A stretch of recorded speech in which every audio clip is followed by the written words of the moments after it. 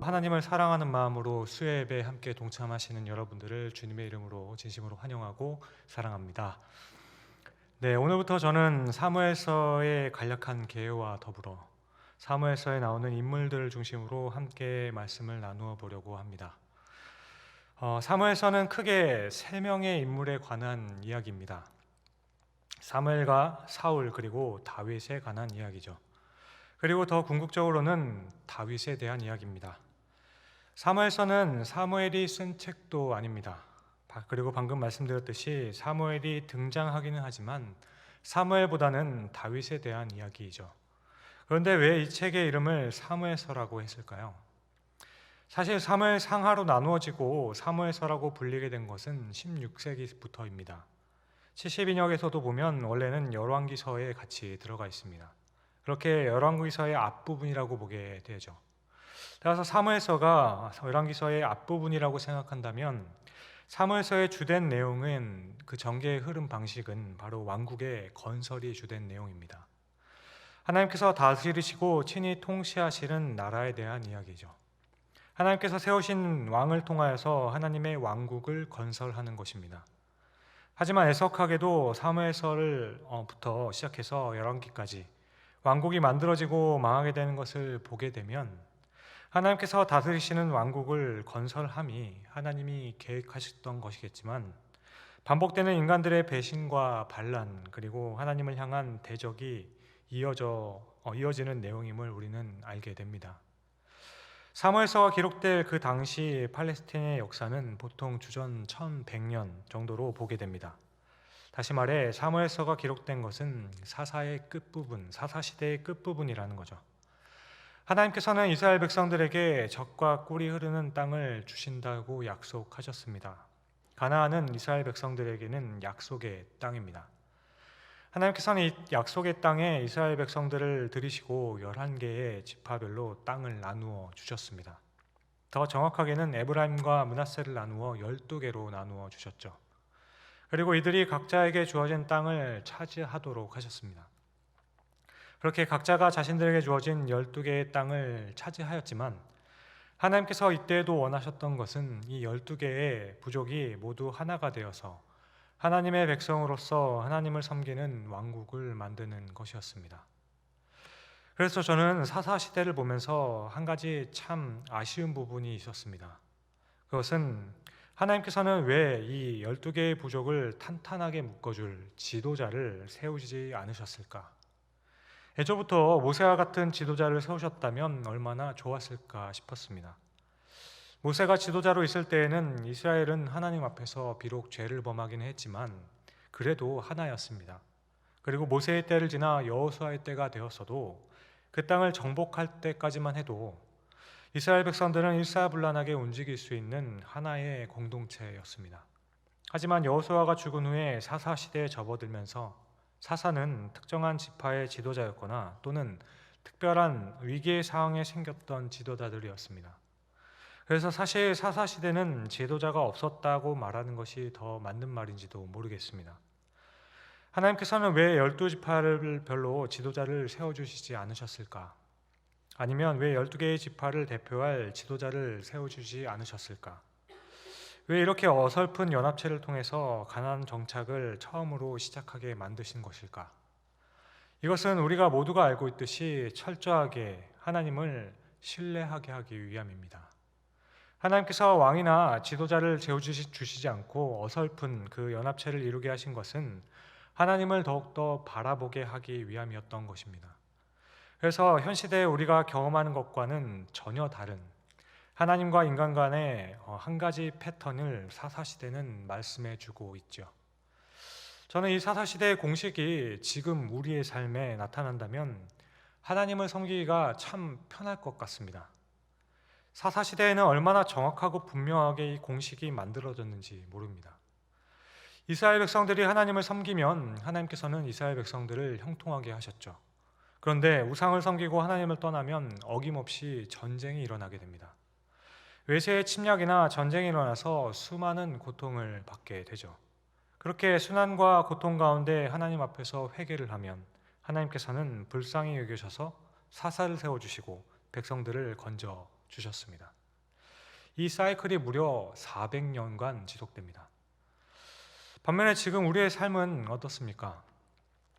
만약 어느 날 우리가 범죄를 하거나 우리의 마음이 하나님의 마음에서 떠난 것 같을 때 하나님께서 즉각적으로 심판하셔서 우리의 삶이 어려워지거나 고난을 당하여서 몸에 병이 생기게 된다면 어떨까요? 그리고 그것을 회개하고 하나님 앞으로 돌아오면 다시 몸의 건강을 찾고 망했던 사업이 다시 일어난다면 어떻겠느냐는 겁니다. 이런 일들이 아주 공식처럼 일어난다면 하나님을 신뢰하는 것이 정말 쉬워지지 않겠습니까? 아니죠. 또 내가 어려워지거나 병이 들면 내가 하나님을 떠났구나 하면 되는 것이죠. 또 아닙니다. 어쩌면 하나님을 떠나는 것이 정말 두려워질지도 모릅니다. 그러니까 사사시대에는 하나님께서는 정말 선명하게 역사하시면서 비록 지도자가 없는 이스라엘이었지만 보다 더 완벽한 지도자인 하나님 자신을 허락해 주셨던 것이죠. 그렇게 더 하나님을 바라보도록 하심이 계획이었습니다. 그런데 문제는 이스라엘 백성들은 하나님께서 세우셨던 사사가 죽으면 다시 타락하고 맙니다. 이렇게 오늘 본문의 배경이 되는 사무엘이 출생할 때 그때까지 사사의 끝부분까지도 그랬던 겁니다. 하나님께서 다윗을 통한 왕조를 일으키시기 전에 마지막 사사라고 할 수 있는 사무엘을 통한 준비하는 시간을 갖게 됩니다. 따라서 이때 중심적인 역할을 한 사람들은 바로 제사장들입니다. 에브라임의 지파들이 모여 사는 곳에 엘가나라는 사람이 있었다고 합니다. 이 사람에게는 한나와 브닌나라는 아내가 둘이 있었습니다.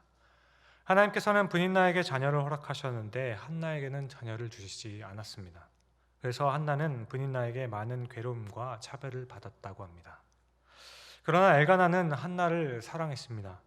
당시에 자녀를 낳지 못하면 사랑하지 않게 되거나 총애를 받지 못하는 경우가 많았지만 엘가나는 한나를 특별히 더 사랑했다라고 합니다. 그래서 먹을 것을 주거나 재물을 줄 때에도 한나에게 조금 더 얹어 주었다라고 하죠. 하지만 한나는 자식이 없다는 것 때문에 굉장한 괴로움과 고통 가운데 하나님께 기도를 하게 됩니다. 그런데 여러분, 우리는 이 한나의 기도를 생각할 때 떠오르는 것이 있죠. 그것은 자녀가 없을 때 하나님 앞에 기도하게 되면 하나님께서는 그 기도를 들어주시고 태를 열어주셔서 하나님께서 자녀를 허락해 주신다라는 겁니다.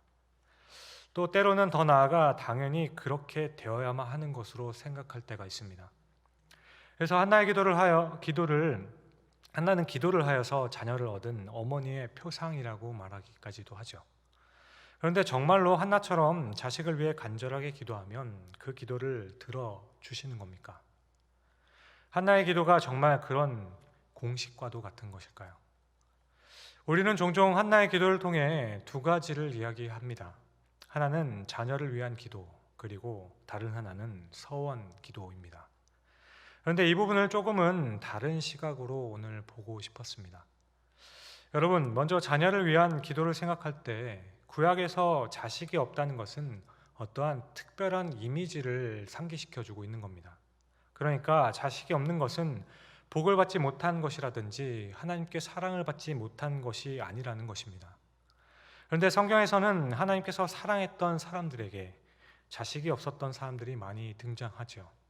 그리고 창세기부터 시작된 약속의 역사들을 보게 되면 자손을 번성하게 하시겠다는 약속을 하실 때마다 자식이 없습니다. 아브라함의 아내인 사라도 자식이 없었습니다. 사라는 하나님께서 약속의 자녀를 낳게 해주신다고 약속을 받았지만 자녀를 낳게 해달라는 기도를 해본 적은 없죠. 그리고 이삭의 아내인 리브가도 자식이 없었습니다. 그런데 리브가의 경우는 이삭이 리브가를 대신하여 남편이 하나님 앞에 기도를 하게 됩니다. 이삭이 하나님께 기도함으로 리브가의 태를 여셨다라고 하죠. 야곱의 아내 요셉의 어머니였던 라헬의 경우도 태가 열리지 않아 자녀가 없으므로 고생하는 것을 우리는 압니다. 창세기에서 보게 되는 자녀가 없는 것은 약속이 있는데 자녀가 없다는 의미는 불행이나 저주의 의미가 아닙니다. 오히려 그 절망과 그 위기의 상태, 다시 말해 하나님의 그 약속이 끊어질 것 같은 그 상태를 강조하기 위함입니다. 히스기야 왕이 생명을 구하는 그 기도가 정말 중요했던 이유는 그에게 왕을 이어갈 자식이 없었기 때문이었죠. 자녀가 없어 왕권이 끊어질 것과 같은 그 절박한 상황에서 하나님께 기도했을 때 하나님께서는 그 기도를 들어주셔서 3년 후에 아들 므낫세가 태어나 왕위를 이어가게 해주십니다.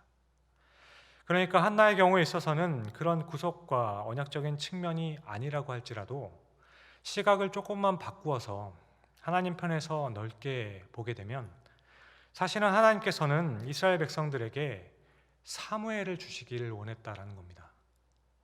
그러니까 사무엘이 아니면 하나님의 나라와 그 왕권이 이루어지지 않을 것 같은 그 상황 가운데에서 한나로 하여금 자녀를 위해서 기도하게 만드시는 것을 우리는 발견할 수 있게 된다는 거죠. 이렇게 오늘 본문 앞에 5절과 6절을 보시면 한나에게는 갑절을 조니 이는 그를 사랑함이라 그러나 여호와께서 그에게 임신하지 못하게 하시니 여호와께서 그에게 임신하지 못하게 하심으로 그의 적수인 분인나가 그를 심히 격분하게 하여 괴롭게 하더라. 그러니까 마치 이 말씀을 보면 하나님께서는 의도적으로 한나의 태를 막고 계신 것처럼 보이기도 하죠. 그래서 당연히 임신하지 못하는 분들은 하나님께서 다 막고 계시기 때문이다. 근데 이렇게 보면 안 된다라는 거예요. 마치 물 한 바가지를 떠놓고 비나이다 하는 것처럼 생각하면 안 된다라는 겁니다.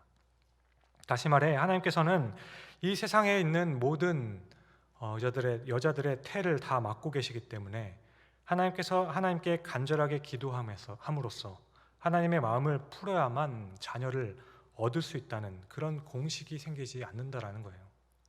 오히려 한나가 임신하지 못하는 그 상황을 통해서 본문이 우리에게 말해주고자 함은 당시 이스라엘 백성들의 그 상황이 아주 그 위기 상황 가운데 있는 것을 강조하기 위함이었다라는 것입니다.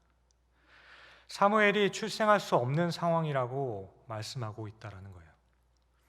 구약에서 자녀를 낳는 것은 하나님의 약속의 성취라는 개념이 강하다라는 것입니다. 그러므로 섣불리 자녀를 갖지 못하는 것을 하나님의 축복을 받지 못한 것이라고 생각하면 안 되는 겁니다.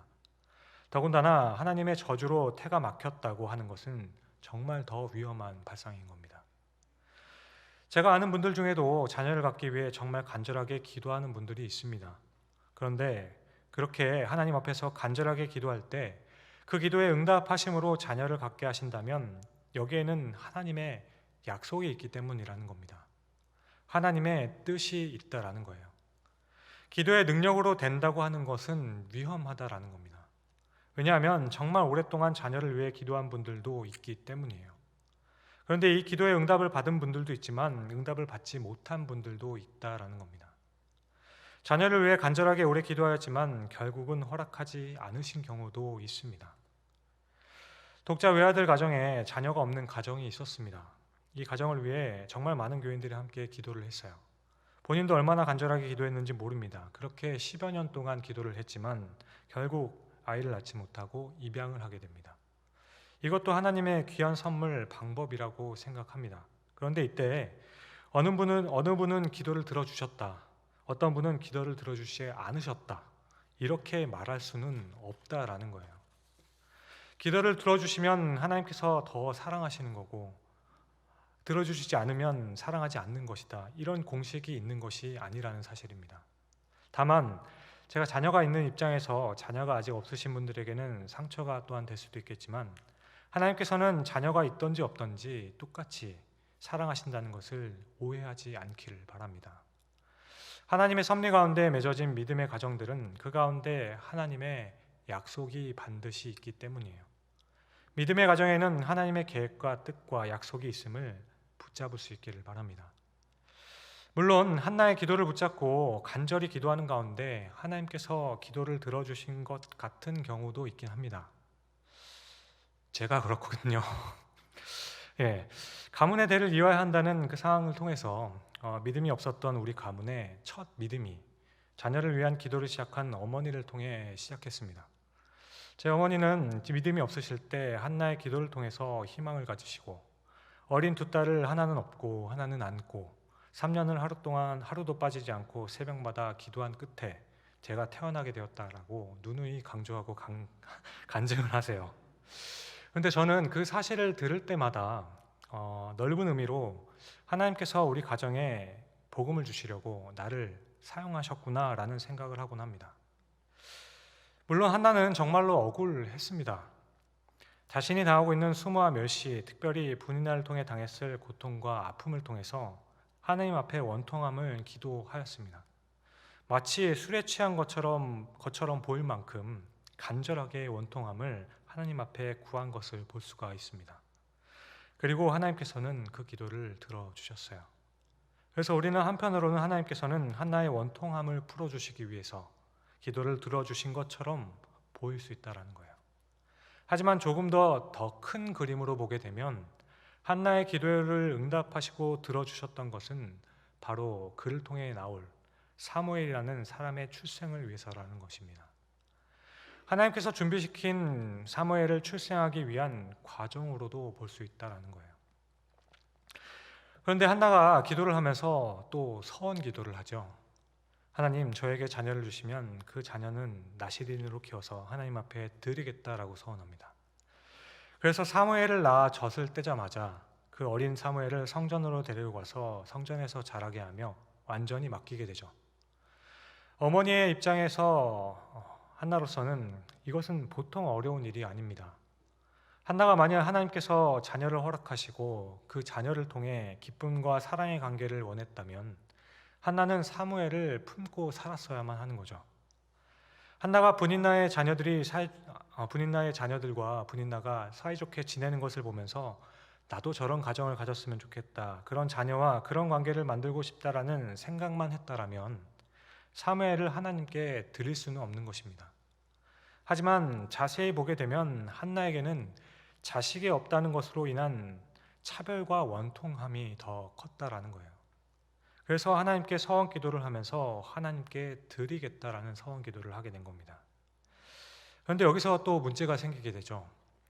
그럼 서원을 하면 무조건 그렇게 해야만 하는 것인가? 여러분들 중에서도 혹시 서원 기도를 하신 분이 계십니까? 많은 경우에 믿음의 가정에서는 자녀를 목회자로 서원하는 분들이 참 많이 있습니다. 그래서 어떤 분은 어머니가 서원하여 마음의 부담을 안고 살아가는 분도 있지요. 저도 그 중에 한 명이긴 했습니다.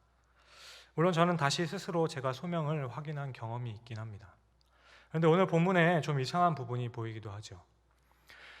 서원하는 것까지는 그렇다고 하지만 오늘 본문을 보시면 엘가나의 소개를 보게 되면 엘가나를 에브라임 산지의 엘가나라고 소개를 하고 있습니다. 그러니까 에브라임 사람을 성전에서 일을 하도록 바친다 하여도 성경에서 성전에서 일을 할 수 있는 사람은 레위인들만 가능합니다. 그러니까 레위인 말고 성전에 일을 할 수는 없는 거예요. 더군다나 엘리가 죽고 제사장의 역할을 에브라임 사람이 하게 된다면 정말 큰일이 날 일이죠. 율법의 규칙과 법에 어긋나는 것입니다. 그러니까 한나는 서원을 하면서 에브라임 사람으로서 할 수 없는 서원을 하게 된 것이죠. 사무엘은 레위 지파의 사람이었어만 했다라는 겁니다.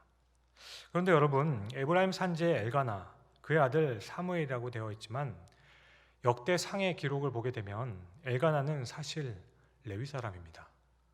역대상 6장은 레위 지파의 자손을 소개하는 장인데요. 27절을 보면 그의 아들 엘리압이요, 그의 아들은 여로함이요, 그의 아들은 엘가나라. 그리고 34절을 보시면 사무엘은 엘가나의 아들이요, 엘가나는 여로함의 아들이요, 여로함은 엘리엘의 아들이요, 엘리엘은 도아의 아들이요. 이렇게 내려가다 38절을 보면 레위는 이스라엘의 아들이라고 말합니다. 또 다른 곳에도 엘가나라는 이름이 많이 나오긴 하지만 동명이인이죠. 엘가나는 당시 유대인들 사이에 인기 있는 이름이었다라는 거죠. 그렇게 사무엘이 엘가나의 아들인데 엘가나는 레위 지파였다라는 겁니다. 그런데 왜 에브라임 산지의 엘가나 사람이라고 했을까? 하나님께서는 여호와가 분기신 레위 지파에게는 땅을 주시지 않았습니다. 그런 레위 지파는 분깃이 없었기 때문에 각 지파별로 흩어져 살게 되었죠. 레위인은 11지파 에브라임과 므낫세를 나누어서 12지파의 땅으로 모두 흩어져 살았던 것입니다. 따라서 에브라임 산지의 엘가나라는 것은 레위 지파로서 에브라임 산지에 살고 있는 엘가나였다고 보는 것이 맞는 겁니다. 그러니까 한나의 경우에 있어서는 자신의 아들을 하나님께 바치겠다고 할 때 하나님의 법에서는 분명히 레위 지파가 아니면 하나님 앞에 드릴 수 없다는 것을 압니다. 그럼에도 불구하고 너무 열심히 특별해서 자녀를 바치겠다고 했던 것이 아니에요. 레위의 자손으로서 그렇게 할 수 있는 자격이 있었기 때문에 거기에 서원을 할 수 있었다라는 겁니다. 이런 자격 안에서 한나는 서원을 했던 거예요.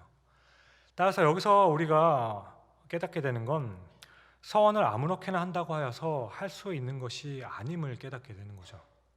게다가 이런 의미에서 보게 되면 우리가 서원을 한다고 하여도 그 서원보다 항상 앞서는 것이 있다라는 것을 우리는 깨닫게 됩니다.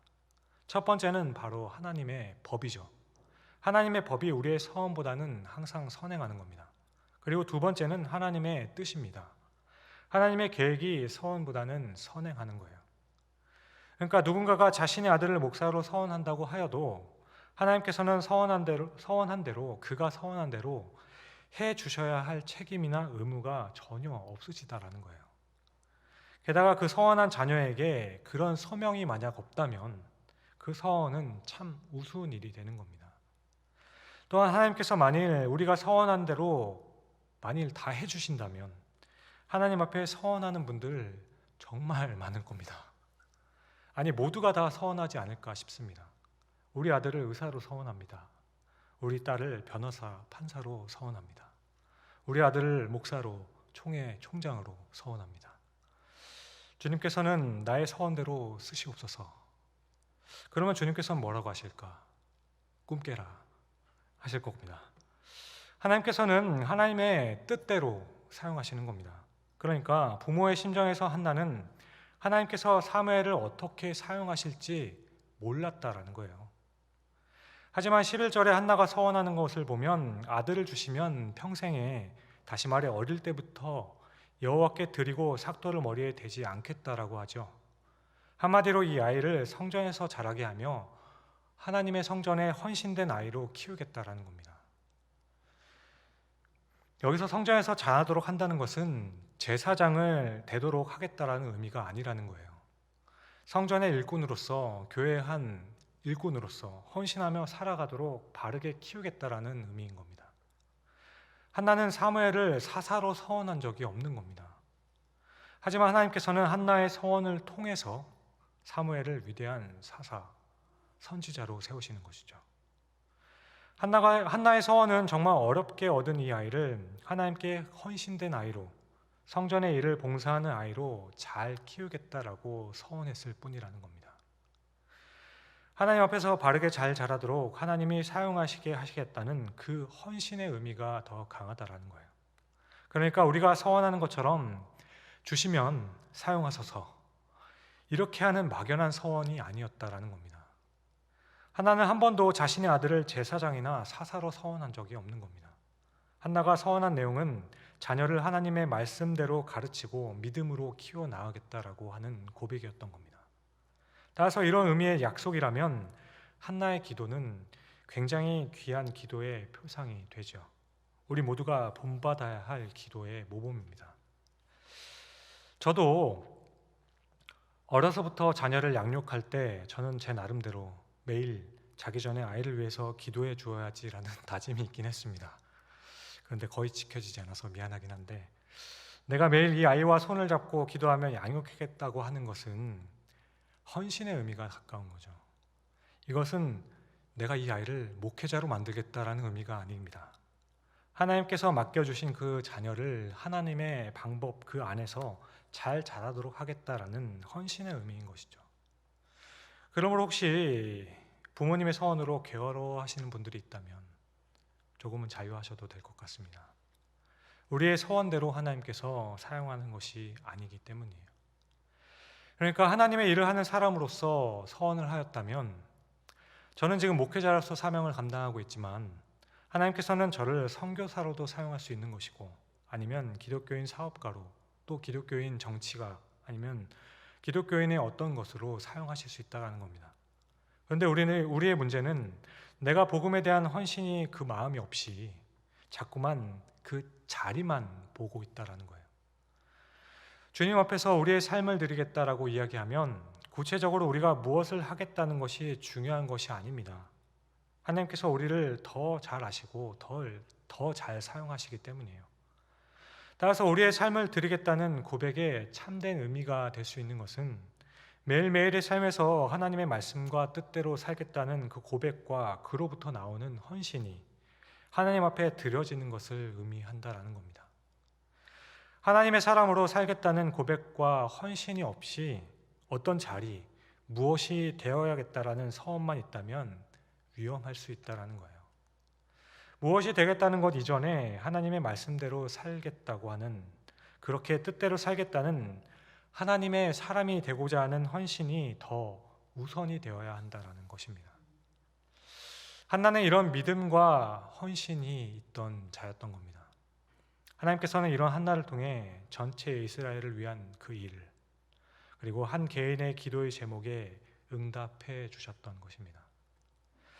그렇게 우리도 이럴 수 있었으면 참 좋겠습니다. 오늘 15절에서 17절을 보시면 한나가 대답하여 이르되 내 주여 그렇지 아니하나이다. 나는 마음이 슬픈 여자라 포도주나 독주를 마신 것이 아니오 여호와 앞에 내 심정을 통한 것뿐이오니 당신의 여정을 악한 여자로 여기지 마옵소서. 내가 지금까지 말한 것은 나의 원통함과 격분됨이 많기 때문이다 하는지라. 엘리가 대답하여 이르되 평안히 가라. 이스라엘의 하나님이 내가 기도하여 구한 것을 허락하시기를 원하노라 하니. 그러니까 이 부분을 자세히 보게 되면 사실 한나는 엘리의 축복에 의해서 자녀를 가지게 된 것이 아니에요. 한나는 마음이 너무 괴로웠기 때문에 기도를 했을 뿐입니다. 그런데 적어도 오늘 본문을 보면 자녀가 없어서 괴롭다는 말을 엘리에게 한 적이 없습니다. 다만 원통함과 격분이 있다라고만 말을 했죠. 그런데 이 말을 들은 엘리는 그것이 무엇인지 모르겠지만 잘 될 거야 라는 축복을 해주죠. 엘리는 한나가 무엇을 기도한 것인지 잘 몰랐습니다. 그런데 이어지는 18절을 보시면 한나는 이르되 당신의 여종이 당신께 은혜 입기를 원하나이다 하고 가서 먹고 얼굴에 다시는 근심빛이 없더라. 한나의 이 믿음이 얼마나 좋은 것입니까? 우리 모두가 이러면 얼마나 좋겠습니까? 한나의 경우를 보면 다시는 근심빛이 없었다라고 합니다. 어떤 확신을 가지게 되었던 것 같은데 엘리의 축복으로 인해 자녀를 가지게 된 것은 아니었습니다. 이것은 한나의 믿음 덕분이었죠. 하나님 앞에서 기도하고 하나님께서는 나의 기도를 들으신다는 그 믿음 때문에 한나는 다시는 얼굴에 근심빛이 없어지게 된 겁니다. 그러니까 엘리가 하게 된 그 일은 자녀를 갖도록 한 것이 아니라 하나님을 바라볼 수 있도록 하나님의 함께 하심을 다시 상기시켜 주었던 겁니다. 이것은 우리 모두가 성도로서 서로에게 해주어야 할 가장 중요한 일인 겁니다. 우리가 환난과 어려움이 있는 사람들에게 해주어야 할 궁극적인 것은 그 문제를 해결해 주거나 기도하고 원하는 대로 풀어주는 것이 중요한 것이 아닙니다. 어떤 상황에서든지 그가 하나님을 바라볼 수 있도록 해주는 것이 중요하다라는 거예요. 어떠한 경우에도 하나님을 놓치지 않도록 해주는 것이 더 중요하다라는 겁니다. 하나님의 자녀를 향한 하나님의 그 평강과 보호하심이 있다는 것을 다시 한번 상기시켜 주는 것이 더 중요하다라는 거예요. 하나님께서 어떻게 인도하실지 내가 결정해 주는 것이 아닙니다. 어떤 경우라도 모든 경우에 할 수 있는 우리의 답은 평안히 가라. 여호와께서 너와 함께 하시리라. 이 약속의 말씀을 해주고 확인시켜 줄 수 있는 것이 우리가 해야 될 일이라는 것이죠. 끝으로 한 가지만 더 살펴보면 엘리는 하나님 앞에서 그렇게 나쁜 사람은 아니었습니다. 물론 나이가 많고 기운이 없었던 것은 사실이죠. 그런데 이것뿐만 아니라 오늘 본문의 엘리의 문제는 한나가 기도하는 모습을 보고 술에 취했다라고 생각합니다. 한나는 너무 마음이 괴로워서 소리를 내지 못하고 오열을 하면서 기도했던 건데 그 기도의 모습을 보면서 얼마나 힘들까를 엘리는 생각을 하지를 못해요. 또 그 이후에 사무엘이 하나님의 음성을 들었을 때에도 사무엘은 음성을 들어본 적이 없기 때문에 하나님의 부르심을 듣고 엘리를 찾아가죠. 그렇게 사무엘은 엘리가 부르셨습니까? 라고 묻습니다. 그러자 엘리는 부른 적이 없다라고 하죠. 그런데 엘리는 사무엘이 그렇게 3번이나 찾아올 동안에 하나님의 제사장직을 하고 있음에도 불구하고 하나님께서 부르셨다는 생각조차 하지를 못합니다. 결국 3번이 지나가서야 하나님께서 부르신지 모르니 대답하라고 하죠. 그런데 이런 엘리의 문제는 어떻게 보면 우리의 문제일 수도 있습니다. 성경은 사무엘상 2장 29절을 보면 엘리 제사장이 하나님보다 아들들을 더 중히 여겼다라고 해요. 이렇게 하나님께서 엘리와 그의 아들들을 치시는 장면을 볼 수 있습니다. 그런데 여러분, 엘리가 정말 자기 2 아들들을 사랑했다라고 생각하십니까? 당시 엘리의 2 아들은 온갖 가지 불법을 저지르고 있었습니다. 제사장이 먹지 못하는 다른 제물에도 손을 대고 아직 하나님께 바쳐지지 않은 그 제물에도 손을 댔습니다. 이런 참남한 일을 하고 있는데 엘리는 그 모습을 보고 그냥 가볍게 꾸중을 할 뿐이죠. 이들의 행동을 적극적으로 뜯어 말리지를 않아요. 그런데 그렇게 한 이유가 과연 엘리가 아들들을 더 사랑했기 때문입니까? 아들들이 만지지 말아야 할 제물을 만지거나 먹지 말아야 할 제물을 먹는데 그렇게 방치해 두었던 그 이유가 내 아들들이 고기를 너무 좋아하기 때문에 그것을 막을 수가 없어서 그 아들들이 고기를 먹는 것을 허락하였다면 아들을 너무 사랑했기 때문에 아들을 중히 여겼다라고 하는 것이 맞을지도 모르겠습니다. 하지만 오늘 말씀 가운데 깨닫게 되는 엘리의 문제는 아들들이 좋아하는 것을 막을 수가 없어서 하나님의 율법을 거스른 것을 방치하게 두었다라는 것이 아니라는 거예요. 하나님의 말씀보다 아들들을 더 중히 여겼다라는 그 말씀의 뜻은 사실 아들들도 사랑하지 않았다라는 거예요. 아들들을 진심으로 사랑했다면 그 아들 2이 그렇게 하다가 죽을 때까지 내버려 둘 수는 없는 겁니다. 아니, 어느 부모가 아이가 불 속으로 뛰어드는데 가지 말라고만 하는 부모가 어디 있겠습니까? 손으로 잡아채야죠. 그러므로 하나님께서 지적하신 하나님보다 아들들을 더 중히 여겼다는 그 말씀의 의미는 엘리는 아주 심각한 무기력함에 빠져 있었다라는 거예요. 엘리는 사실 무능한 제사장이었습니다. 그러나 하나님께서는 그 무능함에 대해서는 책망하지 않으세요. 교회 일을 하다 보면 하나님께서 세우신 분들 중에서도 저도 그렇지만 능력이 부족한 사람들이 있습니다. 하지만 하나님께서는 각자에게 어떤 재능과 자질을 주셨는지 하나님이 더 잘 아시죠. 따라서 다윗이나 사무엘과 같은 탁월한 사람이 아니더라도 무능하고 능력이 없는 사람도 똑같이 사랑하십니다. 오히려 더 능력을 주시죠. 그럼에도 불구하고 하나님께서 보시고도 참지 못하시는 것은 무능함이 아니라 무기력함이라는 거예요.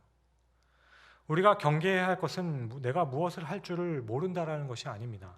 아무것도 하기 싫다는 것이 문제예요. 엘리의 아들이 잘못되고 있는 것을 보고 있는데 엘리는 손을 쓰지를 않는 거예요. 이것은 아들을 어떻게 하지 못해서 오는 무능함이 아니라 관심 자체가 없는 겁니다. 잘하고 싶은데 그것이 잘 안 되어서 오는 답답함을 느꼈다면 하나님께서는 오히려 이 부분을 더 귀히 들어 사용하실 겁니다. 그런데 정말 너무나도 귀찮다, 아무것도 하기 싫다, 그렇게 하면서 영혼이 메말라가고 병들어가면서 나의 주변이 다 잘못되어 오는 것 같아도 아무것도 하기 싫다면서 귀찮다라고 하고 있다면 이쯤 되면 이것은 심각한 병으로 생각해야 된다는 거예요. 엘리의 문제는 무능함이 아니라 무기력함이었다라는 겁니다. 그런데 여러분, 이런 똑같은 문제가 사무엘에게도 나타납니다. 사무엘에게도 2 아들이 있었죠. 그런데 이 2 아들도 엘리의 2 아들들이 했던 똑같은 범죄를 저지르게 되죠. 그러면 사무엘도 2 아들에 대해서 무기력했던 걸까? 사무엘의 2 아들이 애석하게도 하나님 앞에서 큰 죄를 범하게 됩니다. 그래서 이 2 아들 때문에 결국 이스라엘 백성들은 하나님께 왕을 구하는 그 토대가 되죠. 하지만 사무엘은 나중에 은퇴한 후에 제자들을 양성하는 데 전념을 하는 모습을 보입니다. 그렇게 사무엘은 내가 이 백성을 위해 기도하기를 쉬는 죄를 범치 않았다라고 고백하죠. 또한 선지자들을 잘 양성하겠다라고 고백합니다. 비록 그때 분노하여서 자리를 떠나면서 사울과 상관하지 않겠다라고 했지만 그럼에도 불구하고 그 중심에는 그 민족과 그 백성들을 위한 열정이 살아있기 때문에 그렇게 얘기했다는 것을 알게 되죠. 그런 열정이 있었기 때문에 사울 왕이 못마땅하여 고향으로 내려가 버렸지만 고향에 내려가서도 민족들을 위해서 지도자를 양성하는 일들을 하게 됩니다. 이것은 단순한 능력의 문제가 아니라 그에게는 열정이 있었다는 거예요. 사무엘도 자녀의 양육 면에서는 무능했습니다. 그러나 사무엘에게는 열정은 있었다는 거예요. 엘리의 문제는 무능함이 아닌 열정이 없음입니다. 어떻게 되든지 상관없고 그냥 그 자리만 지키면 되는 거예요. 우리가 가장 경계해야 할 것이 바로 우리의 무능력함이 아니라 바로 이 무기력함입니다. 내 마음이 굳어져 버리는 것이 훨씬 더 위험하다라는 거예요. 그러므로 우리의 마음이 엘리의 마음처럼 영적인 것에 둔해지고 하나님의 부르심과 하나님의 인도하심에 전혀 민감하게 반응할 수 없을 만큼 굳어져 버리지 않도록 조심해야 할 것입니다. 오늘도 우리가 이 자리에 함께 예배하는 그 이유도 역시나 우리의 영성이 병들거나 시들지 않기 위해서이지요. 깨었기 위해서 예배를 하는 것입니다. 말씀을 맺습니다. 오늘 말씀을 준비하면서 저는 제목을 있는 자와 없는 자로 정해보았습니다. 한나의 기도 속에서 깨닫게 되는 하나님의 그 뜻과 그런 하나님을 신뢰하며 금신빛이 없어졌던 믿음을 보면서 나는 과연 하나님께서 하신 그 약속을 믿는 믿음이 있는 자인가 아니면 없는 자인가 생각해 보았습니다. 그리고 이어지는 엘리의 그 아들들의 내용들을 통해서 나는 과연 내가 살아가는 이 삶 속에서 하나님의 뜻에 대해서 관심이 있는 자인가 없는 자인가 생각해 보았습니다. 그리고 이어지는 질문은 과연 나에게 주신 그 사명에 대한 열정을 가지고 있는 자인가 없는 자인가 생각해 보게 되었습니다. 여러분들은 오늘 말씀을 통해 들으시면서 어떤 쪽에 속하고 계신가라고 생각되시나요? 믿음이 있는 자입니까? 없는 자입니까? 우리 삶에 나타나시는 하나님에 대해 관심이 있는 자입니까? 없는 자입니까? 하나님의 믿음을 처음 가졌던 그 헌신의 열정이 있는 자입니까? 아니면 없는 자입니까? 이번 한 주간의 삶 속에서 오늘 말씀을 한번 되새겨보면서 한번 깊이 생각해 보시기를 주님의 이름으로 간절히 축원드립니다. 기도하시겠습니다. 사랑하는 주님, 우리의 모든 상황을 아시고 계획하신 큰 뜻 가운데 우리의 기도를 사용하시는 주님을 신뢰합니다. 그러므로 오늘도 모든 것이 막혀버린 듯한 상황에 간절히 기도하는 모든 자녀들의 기도에 응답하여 주실 주님을 기대합니다. 믿음 없는 곳에 믿음을 더하여 주시기를 간절히 소원합니다. 우리가 살아가는 삶에 하나님의 뜻에 기울이는 우리의 삶이 될 수 있도록 또한 소망합니다. 그저 흘러가는 세월에 몸을 맡기는 것이 아닌 하나님의 뜻을 늘 기억하면서 삶의 작은 부분이라도 놓치지 않고 살피며 하나님의 손에 사용됨을 바라는 우리 모두가 될 수 있게 하여 주시옵소서. 이렇게 하나님께서 알려주신 그 길을 발견할 때 기쁨과 열정을 가지고 믿음의 고백에 따라 내가 헌신해야 하는 곳에 사용되기를 간절히 기도하며 나아가는 우리 모두가 될 수 있게 하여 주시옵소서. 감사합니다. 이 모든 말씀을 멸망 가운데 택하여 부르셔서 거룩한 소명과 사명으로 이 땅에서 하나님의 일을 하며 기쁨의 단을 거두도록 허락하여 주신 우리 구주 예수 그리스도의 이름으로 감사하며 기도드립니다. 아멘.